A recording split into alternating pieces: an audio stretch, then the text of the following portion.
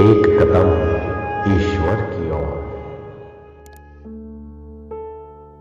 निर्वाण प्रकरण उत्तरार्ध 85वां सर्ग। नृत्य कर रही कालिका शिवजी का दर्शन और बड़े प्रेम से स्पर्श कर उनके अंग में विलीन हो एक रूप हो जाना, यह वर्णन।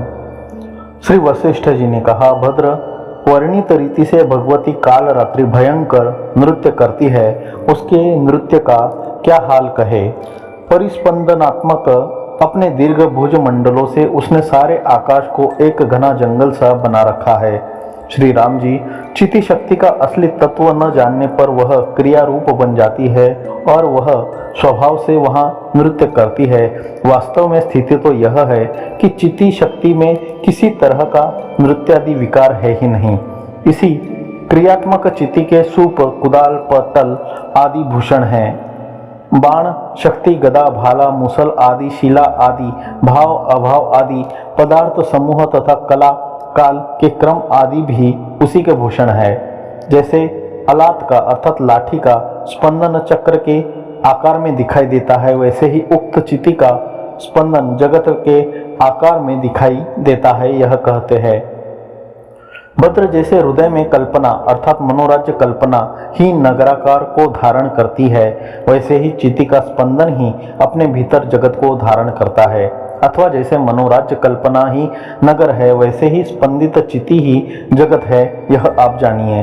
अब शिवजी की इच्छा रूप वह काल रात्रि शिवजी से अभिन्न है, यह कहते हैं। जैसा पवन का स्पंदन है, वैसी ही वह काल रात्रि शिवजी की इच्छा है। इससे पवन के भीतर का स्पंदन जैसे पवन के स्वरूप से अलग नहीं है, किंतु पवन स्वरूप ही है और अस्पंद ही है, वैसे ही शिवजी की इच्छा शिवजी के स्वरूप से अलग नहीं है। शिव स्वरूप ही है और अनिच्छा ही है। अतः इच्छात्मिका काल रात्रि पूर्ण काम शिव से अभिन्न है, यह जान लेना चाहिए।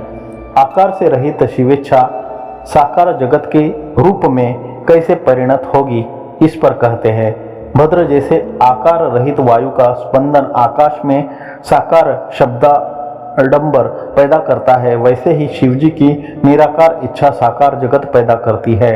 भद्र, तदनंतर जैसे बह रही समुद्र जल की रेखा अपने विनाश के लिए बड़वाग्नि का स्पर्श करती है, ठीक वैसे ही उस चिदाकाश में नृत्य कर रही उस काल रात्रि ने काकतालीय योग से अत्यंत प्रेम से निकटवर्ती शिव जी का स्पर्श कर लिया।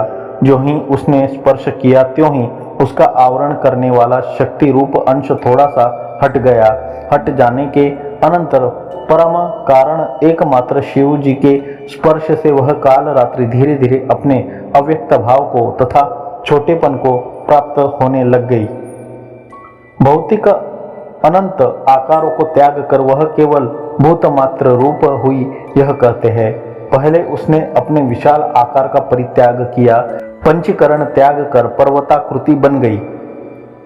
इसके बाद नगराकृति मात्र स्वरूप हुई। फिर वह विचित्र वासना रूप पल्लव के कारण वृक्ष के सदृश सुंदरी बन गई। तदनंतर अव्याकृत आकाश के सदृश आकार वाली हुई। फिर वह शिवजी के आकार में उस प्रकार सब आडंबर छोड़कर प्रविष्ट हो गई, जैसे कि नदी समुद्र में प्रविष्ट होती है।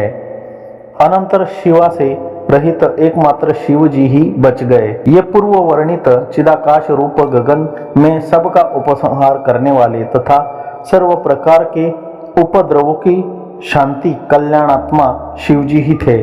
श्री रामभद्र ने कहा, भगवान शिवजी से स्पर्श की हुई भगवती शिवा काल रात्रि क्यों शांत हो गई, यह मुझे तत्वतः बतलाइए। श्री वशिष्ठ जी ने कहा, श्री राम जी, वह प्रकृति है, वह परमेश्वर की इच्छा रूप शक्ति है। शास्त्रों में विख्यात जगन माया और स्वाभाविक स्पंद शक्ति भी वही है। प्रसिद्ध जो शिवजी है वे प्रकृति से पर पुरुष कहलाते हैं। पवनाकृति शिव रूप धरने वाले पुरुष भी वही है। वह शरद काल के सदृश निर्मल शांतिधारी एवं परम शांत है। श्री राम जी, वह शिव जी की इच्छा रूप केवल स्वरूप धारिणी परमेश्वर की चिति शक्ति ब्रह्म रूपी प्रकृति इस संसार में तब तक भ्रमण करती है जब तक नित्य तृप्त अजर सर्वोत्कृष्ट आदि अंत शून्य द्वैत रहित विकार शून्य परमात्मा को नहीं देख लेती। इससे निष्कर्ष यह निकला कि शिवेच्छा रूप चिति शक्ति में तब तक स्पंदन रहता है जब तक कि इष्ट प्राप्ति नहीं हो जाती, और इष्ट की प्राप्ति अर्थात परमात्मा की प्राप्ति हो जाने पर तो उसकी शांति हो जाती है। यह प्रकृति एकमात्र चिति शक्ति की आधारभूत है, इसलिए चिति शक्ति ही समझनी चाहिए। काकतालीय योग से यह चिति देवी जब शिवजी का स्पर्श कर लेती है तब शिव रूप ही हो जाती है। पुरुष को छूकर समुद्र में नदी के सदृश उसके अंदर एक रूप बनकर प्रकृति अपना कार्य रूप परिणाम छोड़ देती है। इसमें युक्ति बतलाते हैं। नदियों का स्वरूप तो केवल जल मात्र ही है, समुद्र का संग होने पर भी उसका वही रूप रहता है।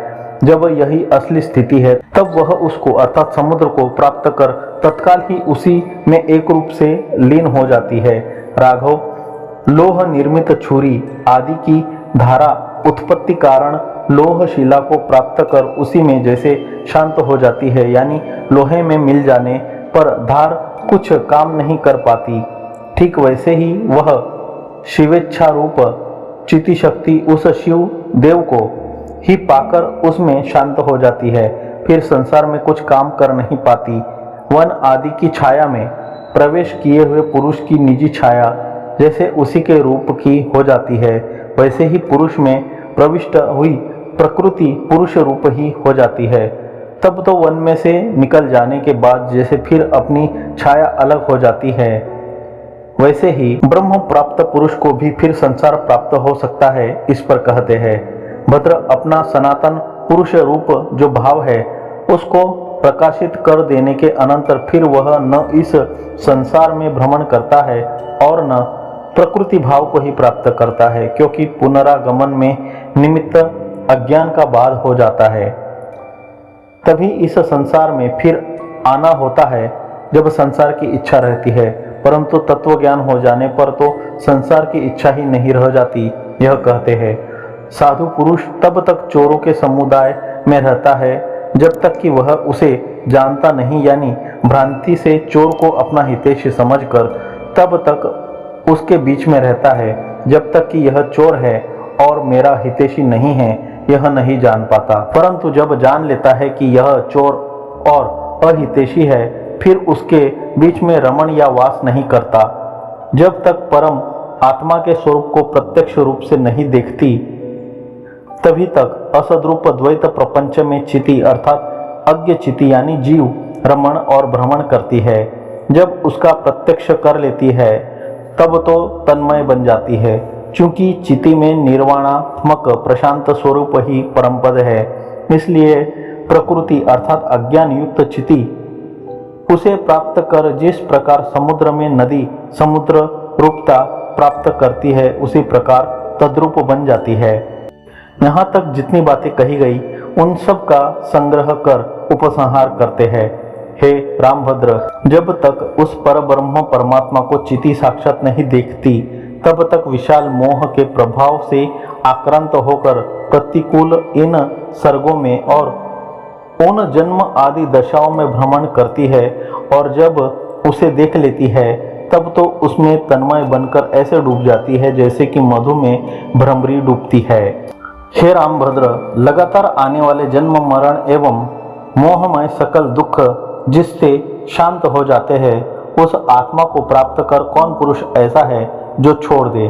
क्या कोई रसायनों को अर्थात अमृत को प्राप्त और अनुभव कर कहीं छोड़ सकता है?